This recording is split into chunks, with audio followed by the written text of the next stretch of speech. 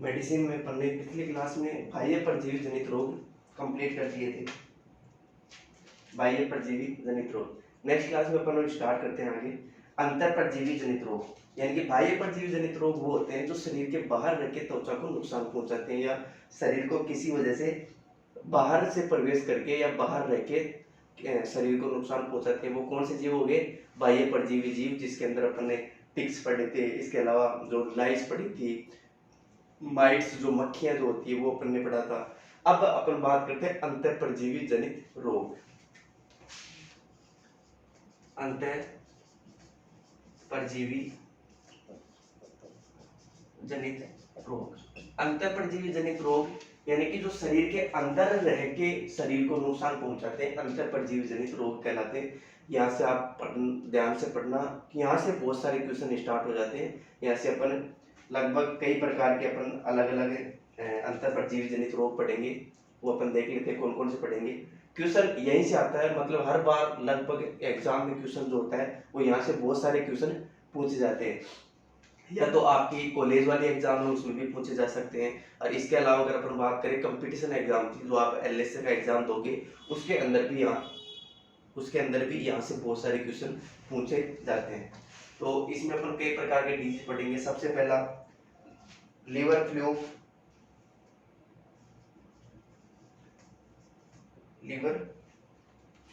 Liver fluke हो गया, या लीवर फ्लू के अलावा इसको बोला जाता है फेसियोलोसिस।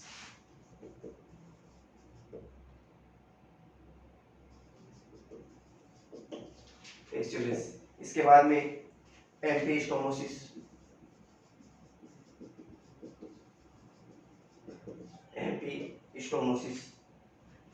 एस्केरियासिस,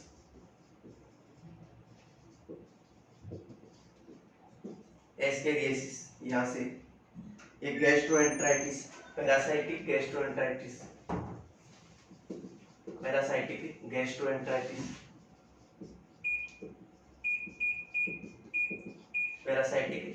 गैस्ट्रोएंटराइटिस, लंग वर्म, जो लंग्स के अंदर पाए जाने वाले जो वर्म है उनको लंग वर्म बोला जाता है। इसके बाद में स्ट्रोंगाइलोसिस,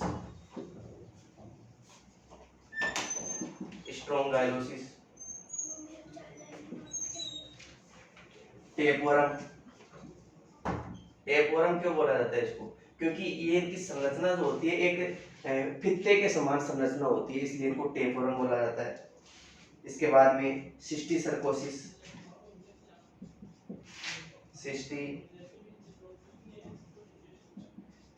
इसको बोला जाता है।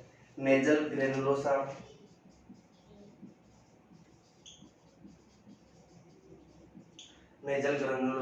मतलब नाक में पाया जाने वाला नेजल ग्रेनुलोसा। इसके बाद में आता है थैलाजियासिस या आई वर्म, जिसको बोल सकते हैं।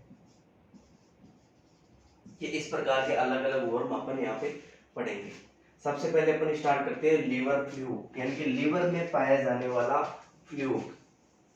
इसमें दो प्रकार के आएंगे, दो प्रकार के इसके रोग कारक हैं, फेसियोला हेपेटिका, फेसियोला जाइजेंटिका।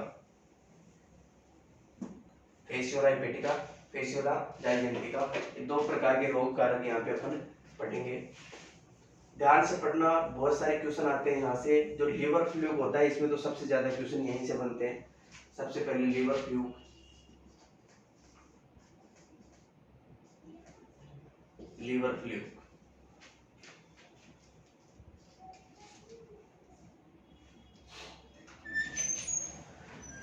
यह सर्वव्यापी, मतलब हर जगह पाया जाता है। सर्वव्यापी इसको बोलते हैं, ये सब जगह पाया जाता है। इसके अलावा ये एक प्रकार का ट्रिमेटोड है, इसको ट्रिमेटोड भी कहते हैं। ट्रिमेटोड मतलब फ्लूक। ट्रिमेटोड का क्या मतलब होता है? ट्रिमेटोड के अंदर सारे के सारे जो होते हैं फ्लूक आते हैं।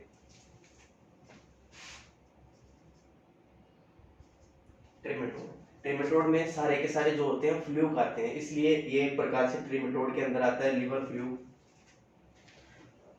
ये यकृत को सबसे ज्यादा हानि पहुंचाता है।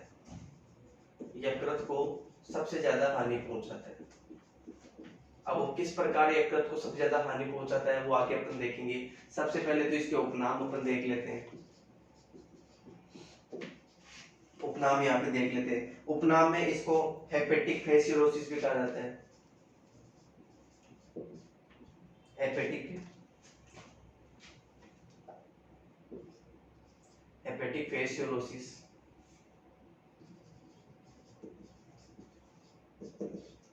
Hepatic fascioliasis. दूसरा इसका नाम है लीवर रोट डिजीज,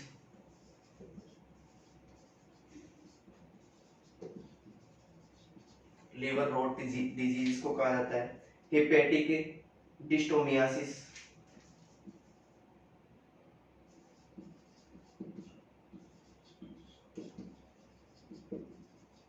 हेपेटिक डिस्टोमियासिस इसको कह सकते हैं। इसके अलावा फ्लूक डिजीज,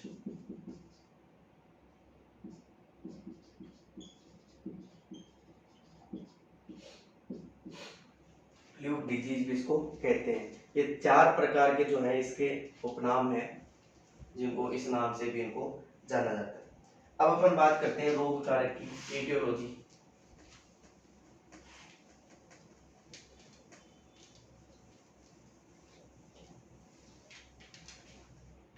रोग कारक,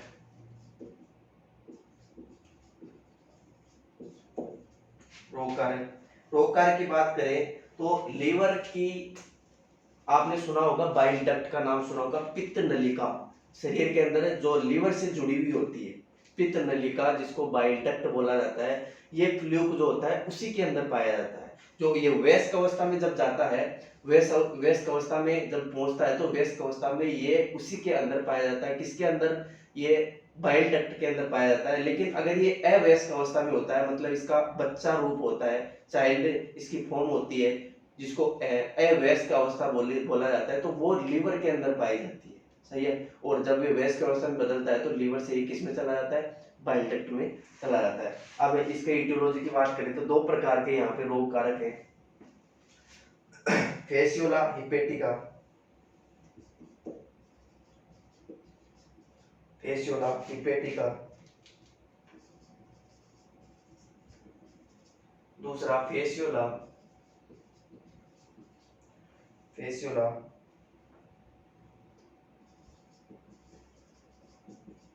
जाइजेंटिका, फेसियोला जाइजेंटिका। ये 2 प्रकार के इसके क्या हो गए? रोग कारक हो गए, फेसियोला हिपेटिका और फेसियोला जाइजेंटिका।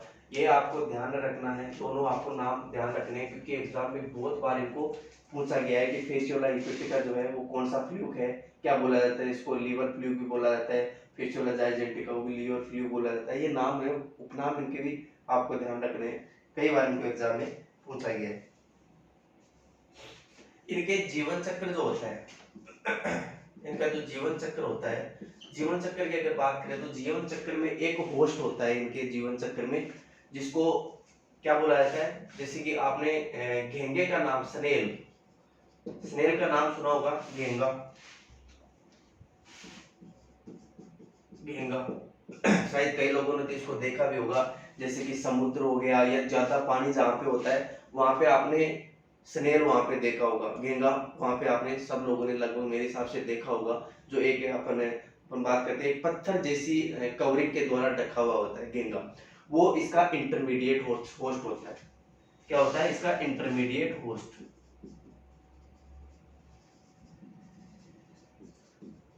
इंटरमीडिएट होस्ट होता है। इंटरमीडिएट होस्ट का मतलब क्या होता है? होस्ट का मतलब क्या होता है? जिसमें वो जीवन की कुछ अवस्थाएं पूर्ण करता है। होस्ट का क्या मतलब होता है? जीवन की कुछ अवस्थाएं पूर्ण करता है, उसको होस्ट बोला जाता है। अब इंटरमीडिएट का मतलब होता है बीच का होस्ट। इंटरमीडिएट का मतलब है बीच, बीच का होस्ट। अब ये बीच का होस्ट कैसे हो गया स्नेल, वो ध्यान देखो। जैसे कि मान लो कोई संक्रमित गाय है, संक्रमित गाय के गोबर से, गोबर में इसके अंडे निकलते हैं, संक्रमित गाय के गोबर में इसके अंडे निकलते हैं। वो अंडे जो होते हैं वो आगे जाके अंडों किसमें जाएंगे? स्नेल के अंदर जाएंगे, वो घेंगे के अंदर जाएंगे।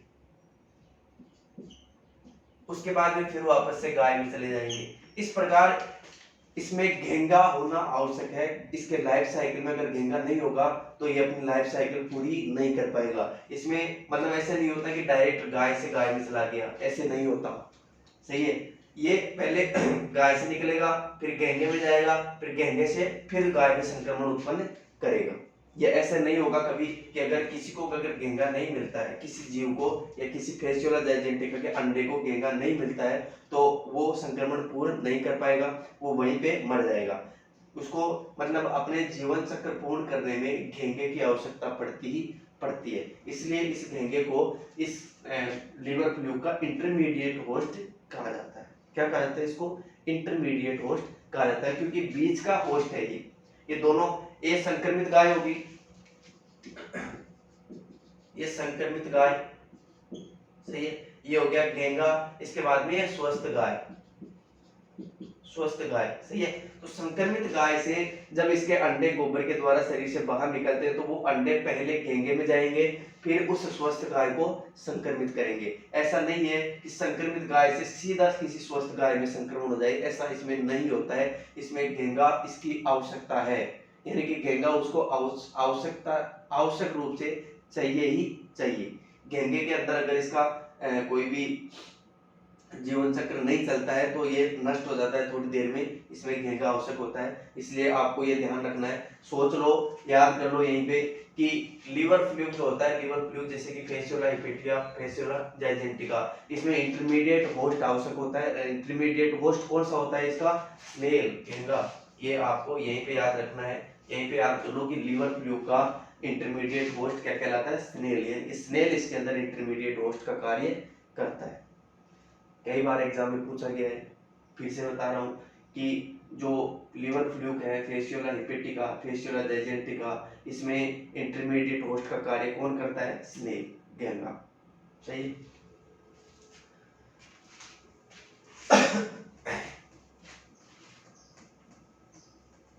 अब आगे किस प्रकार ये अपना जीवन चक्र जो है स्नेल के अंदर पहले तो संक्रमित गाय में पूर्ण करेगा, उसके बाद में स्नेल में करेगा, फिर स्वस्थ गाय के अंदर ये किस प्रकार से संक्रमण उत्पन्न करता है वो आगे अपन देखेंगे। इसकी एक अवस्था होती है मेटासर्केरिया।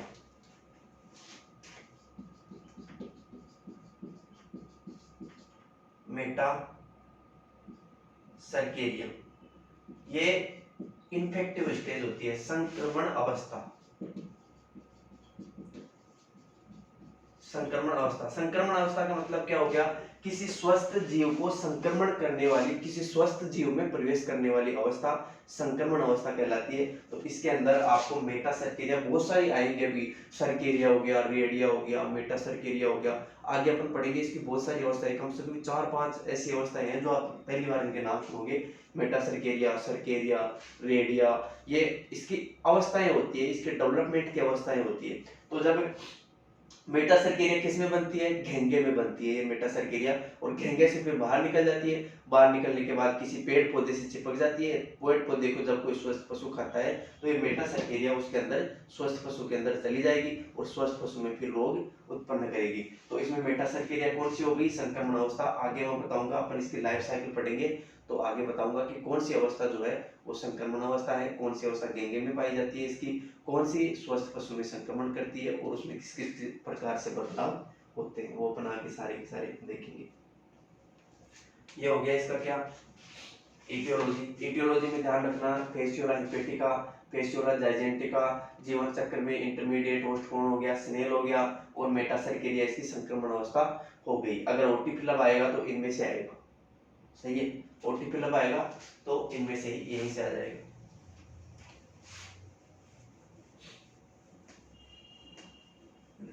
अब अपन बात करते हैं इसके जीवन चक्र की।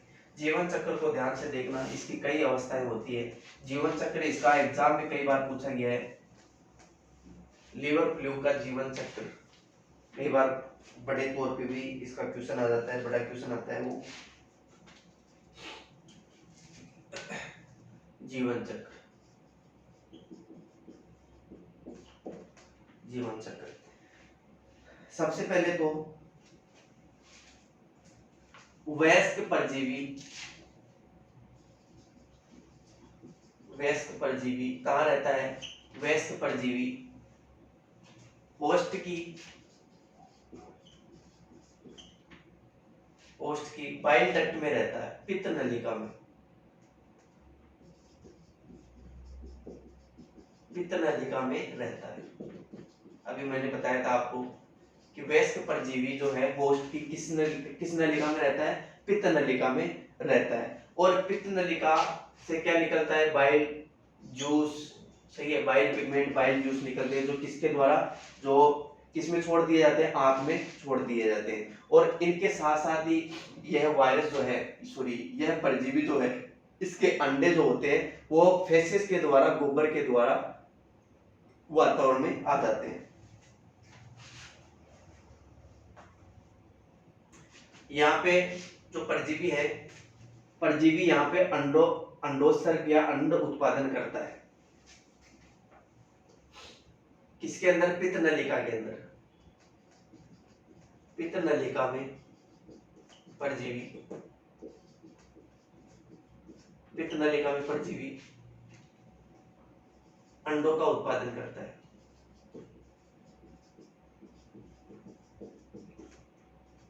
अंडों का उत्पादन करता है। इसकी लाइफ साइकिल थोड़ी बड़ी है, ध्यान से समझना। वयस्क परजीवी किस में पाया जाता है? पित्त नलिका में पाया जाता है। पित्त नलिका में ही वो क्या करता है? अंडों का उत्पादन करता है। इन अंडों को फेसेस के द्वारा या मल के द्वारा शरीर से बाहर त्याग दिया जाता है। अंडों को मल के द्वारा शरीर से बाहर त्याग दिया जाता है।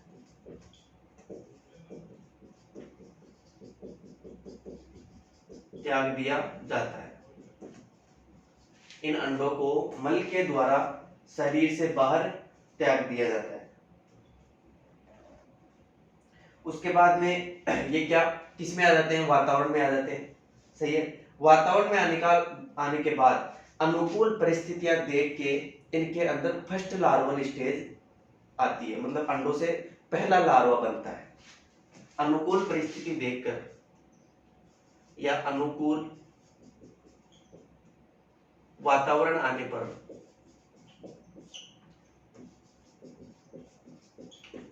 अंडों से प्रथम लार्वा स्टेज, प्रथम लार्वा अवस्था, इसमें प्रथम लार्वा अवस्था को क्या कहा जाता है? मिरासीडियम। ध्यान रखना, क्या कहा जाता है? मिरासीडियम। प्रथम लार्वा स्टेज मतलब L1 इसको बोलते हैं।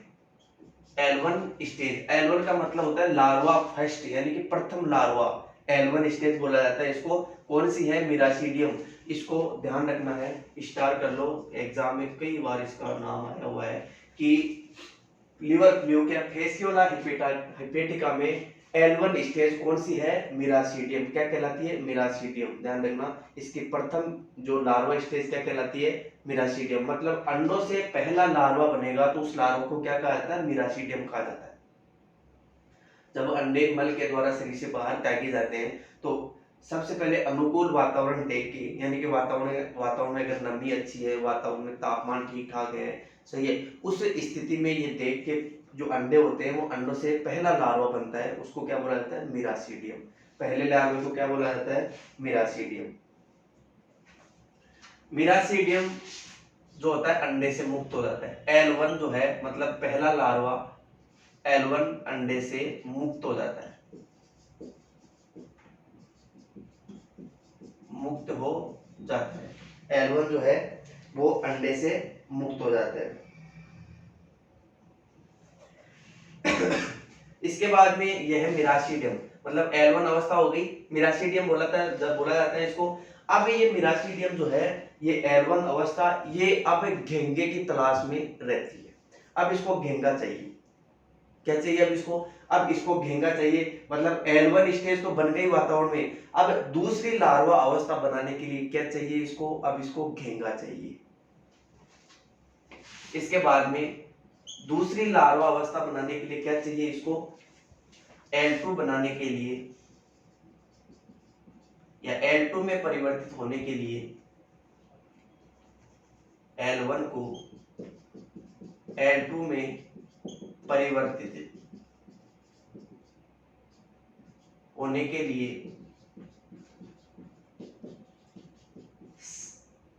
घेंगा की आवश्यकता होती है।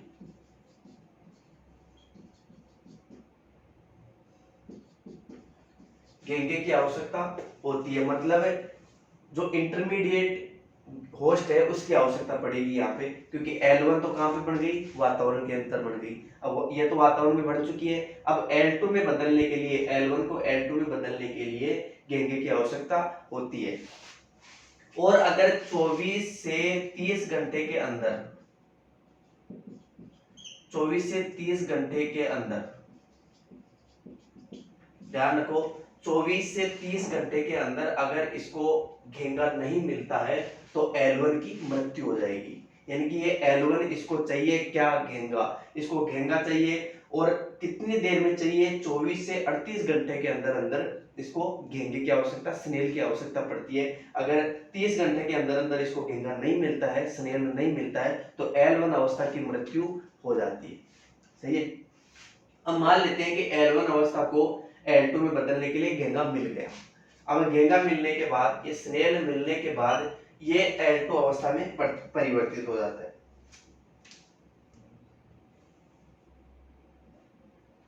अब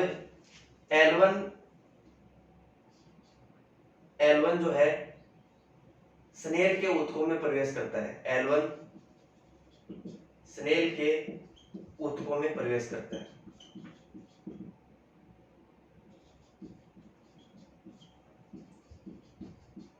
L1 के ऊतकों में, L1 जो होता है वो घेंगे के ऊतकों में प्रवेश कर जाता है। वो घेंगा क्या है, इंटरमीडिएट होस्ट है, और वहां पे क्या करता है, अलैंगिक विभाजन करता है। वहां पे क्या करता है, अलैंगिक विभाजन, अलैंगिक विभाजन होता है। बाद में किसमें, L1 अवस्था में अलैंगिक विभाजन होता है।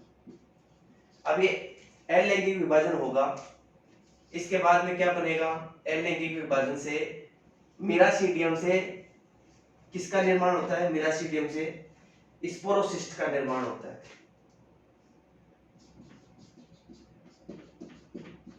मीरासीडियम से स्पोरोसिस्ट, स्पोरोसिस्ट का निर्माण होता है।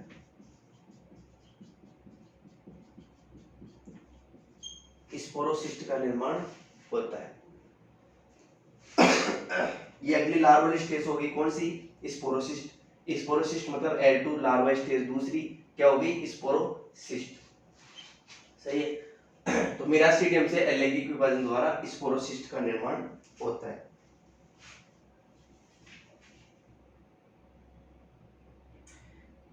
इसके बाद में स्पोरोसिस्ट से रेडिया बनता है। स्पोरोसिस्ट से रेडिया बनता है।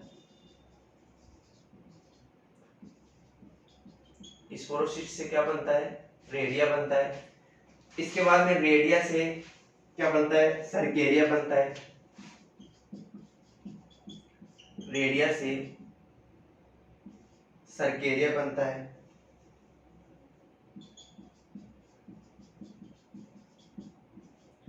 सर्केरिया बनता है। ये सारी क्रियाएं कहाँ चल रही है, ये सारी क्रियाएं स्नेल के अंदर चल रही है। मतलब यहां से लेकर ये जो अवस्था है सर्केरिया बनने तक की, मतलब L1 अवस्था से लेकर, L1 अवस्था किसमें बन जाती है, L1 अवस्था तो वातावरण में बन जाती है, लेकिन L1 अवस्था शरीर के अंदर प्रवेश करती है, स्नेल के शरीर में प्रवेश करती है। और ये सारी जैसे कि अलैंगिक विभाजन होना, मीरासीडियम से स्पोरोसिस्ट का निर्माण होना, स्पोरोसिस्ट से रेडिया बनना, रेडिया से सर्केरिया बनना, ये सारी क्रिया किसके अंदर चल रही है, ये स्नेल के अंदर चल रही है। ये घेंगे के अंदर ये सारे परिवर्तन हो रहे हैं। अगर घेंगा नहीं मिलता है, अगर इस L1 स्टेज को घेंगा नहीं मिलता है तो इसमें अलैंगिक विभाजन नहीं होगा, फिर स्पोरोसिस्ट भी नहीं बनेगा, रेडिया भी नहीं बनेगा, फिर सर्केरिया भी नहीं बनता है। सही है। घेंगा आवश्यक होता है किसके लिए? एलएबी विभाजन करने के लिए, स्पोरोसिस्ट बनाने के लिए, रेडिया अवस्था बनाने के लिए, और रेडिया से सर्केरिया अवस्था बनाने के लिए स्नेल की आवश्यकता होती है। इसके बाद में कुछ सर्केरिया जो होते हैं वो स्नेल से बाहर निकल जाते हैं। अब यहाँ पे सर्केरिया स्टेज बन गई। अब ये सर्केरिया जो है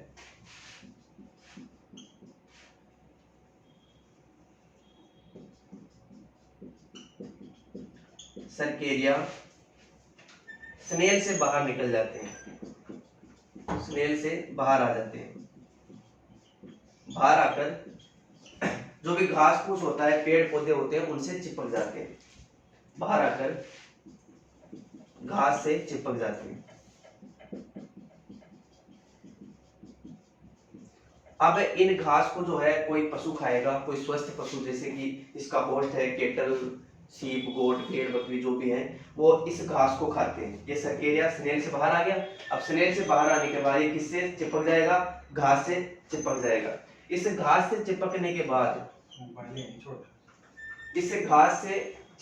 बाद ये किसका इंतजार करते हैं? ये अपने होस्ट का, दूसरे होस्ट का इंतजार करते हैं। जैसे कि कोई गाय भैंस आएगी और इस पौधे को खाएगी। इस पौधे को खाने के बाद ये उसे होस्ट के शरीर में चले जाते हैं।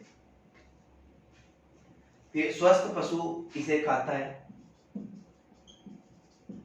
स्वस्थ पशु इसे खाता है और खाने के बाद ये जो सर्केरिया स्टेज है,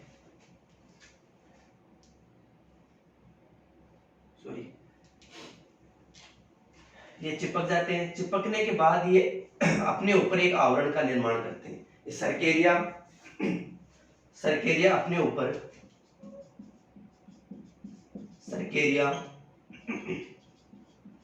ऊपर एक कठोर आवरण का निर्माण करते हैं और किसमें बदल जाते हैं? मेटासर्केरिया में। और किसमें बदल जाते हैं? मेटासर्केरिया में। सर्केरिया से मेटासर्केरिया में बदल जाते हैं। अब इस अवस्था को, अभी मेटासर्केरिया बदल गया, अब इसको क्या कहता है? इसको पशु खाता है। पशु शरीर में प्रवेश।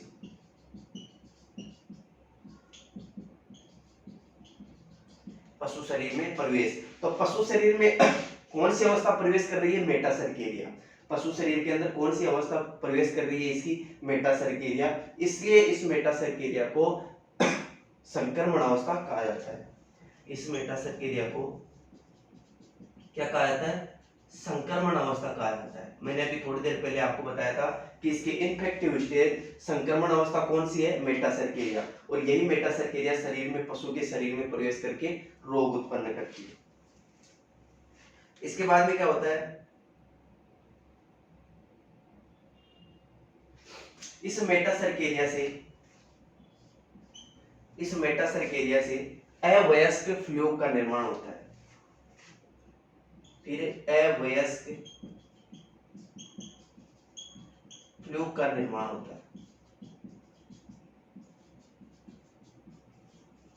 अवयस्क फ्लूक का निर्माण यहाँ पे होता है। अवयस्क फ्लूक का निर्माण होता है और ये अवयस्क फ्लूक जो होता है वो किसमें चला जाता है? वो आंत की भित्ति से होते हुए लीवर में चला जाता है। किसमें चला जाता है? लीवर में। आंत की भित्ति से होते हुए लीवर में प्रवेश कर जाता है। लीवर में प्रवेश कैसे करता है? ये सबसे पहले तो आंत में जाएगा, क्योंकि पशु शरीर के अंदर प्रवेश कर रहा है भोजन के द्वारा, तो आंत में जाएगा। आंत में जाने के बाद ये आंत की जो केविटी होती है, आंत की जो भित्ति होती है, भित्ति को पार करते हुए ये किस में जाएगा? पोर्टल वेन के अंदर जाएगा। पोर्टल वेन वो होती है जो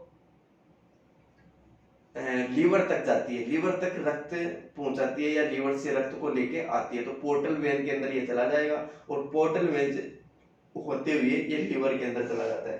अवयस्क फ्लूक जो होता है वो लीवर में चला जाता है और लीवर में जाने के बाद ये किस में बदलता है?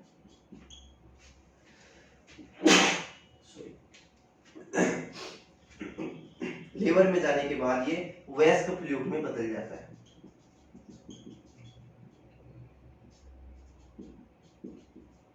वयस्क फ्लूक में बदल जाएगा और वयस्क फ्लूक फिर कहां चला जाता है? पित्त नलिका में। वयस्क फ्लूक किस में चला जाता है? पित्त नलिका में।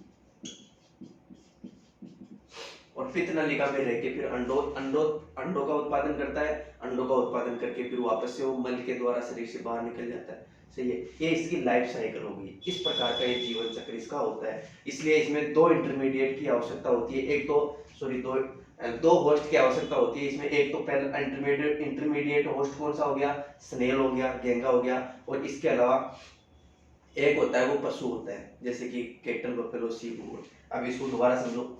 सबसे पहले तो वयस्क पशु कहाँ पाए जाते हैं? पित्त नलिका में पाए जाते हैं होस्ट की, जैसे कि कैटल की पित्त नलिका में। सही है, कैटल की पित्त नलिका में पाए जाते हैं। अब कैटल की पित्त नलिका में ये क्या करते हैं? अंडों का निर्माण करते हैं, अंडों का उत्पादन करते हैं। अब अंडों का उत्पादन करेंगे तो ये अंडे जो होते हैं वो मल के द्वारा शरीर से बाहर निकाल दिए जाते हैं। ये जो अंडे उत्पादन किए हैं उसने परजीवी ने पित्त नलिका में अंडों का उत्पादन किया है, उन अंडों को शरीर से बाहर निकाल दिया जाता है। अब अंडे जब शरीर से बाहर निकलते हैं तो बाहर निकलकर अनुकूल वातावरण का इंतजार करते हैं। जैसे ही अनुकूल वातावरण आता है, अनुकूल वातावरण आते ही इनकी अवस्था जो होती है वो प्रथम लार्वा अवस्था बन जाती है। मतलब अंडे जो होते हैं फूटने लगते हैं और अंडों से लार्वा का निर्माण होने लगता है। तो पहला लार्वा जो बनता है उसको क्या बोला जाता है? मिरासीडियम।